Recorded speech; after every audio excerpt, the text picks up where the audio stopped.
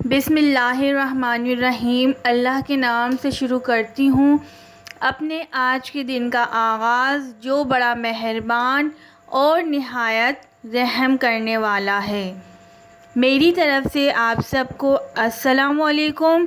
امید کرتی ہوں آپ خیریت سے ہوں گے اور اپنا خیال بھی رکھ رہے ہوں گے۔ یہ آن لائن کلاس آپ کو دی لنکن اسکول کی جانب سے دی جا رہی ہے تاکہ آپ کا تعلیمی سلسلہ جاری رہے، اور میں ہوں آپ کی جماعت نہم یعنی 9th کلاس کی اردو کی استانی ریما شیخ۔ آج کا ہمارا عنوان ہے بچوں امید کی خوشی۔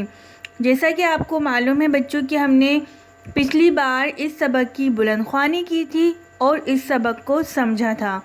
آج ہم اس سبق کا مرکزی خیال کریں گے، تو بچوں جلدی سے اپنی کاپیز کھولیے اور صفائی سے لکھنا شروع کیجئے۔ کیا لکھ رہے ہیں ہم؟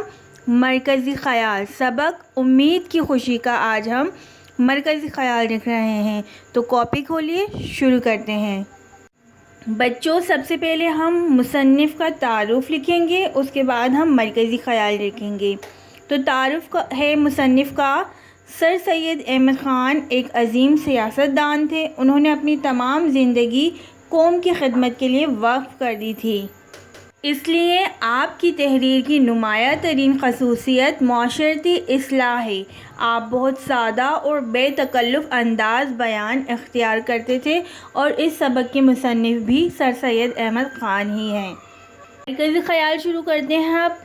امید ایک ایسی مثبت سوچ ہے جو کہ ایک شکست خوردہ انسان کا حوصلہ بڑھاتی ہے اور وہ زندگی کی جد و جہد کو ایک مرتبہ پھر شروع کرنے پر آمادہ ہو جاتا ہے۔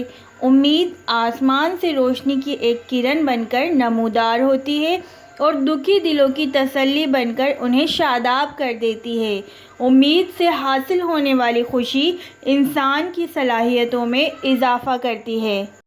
کہا جاتا ہے کہ امید پر دنیا قائم ہے، اس لیے منفی سوچ اختیار کرنے کی بجائے پر امید رہنا چاہیے، کیونکہ امید سے حاصل ہونے والی خوشی سے انسان کو وہ توانائی ملتی ہے کہ وہ ناکام ہونے کے بعد بھی ایک مرتبہ پھر نئی ہمت، نئے جذبے اور نئے جوش و ولولے کے ساتھ جدوجہد اور محنت کرنے کے لیے آمادہ ہو جاتا ہے۔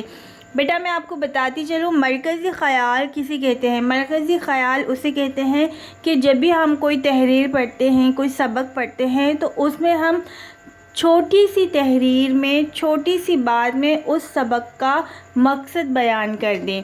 امید کرتی ہوں آپ کو یہ مرکزی خیال سمجھ میں آ گیا ہوگا۔ اپنا خیال رکھیے گا۔ اللہ حافظ۔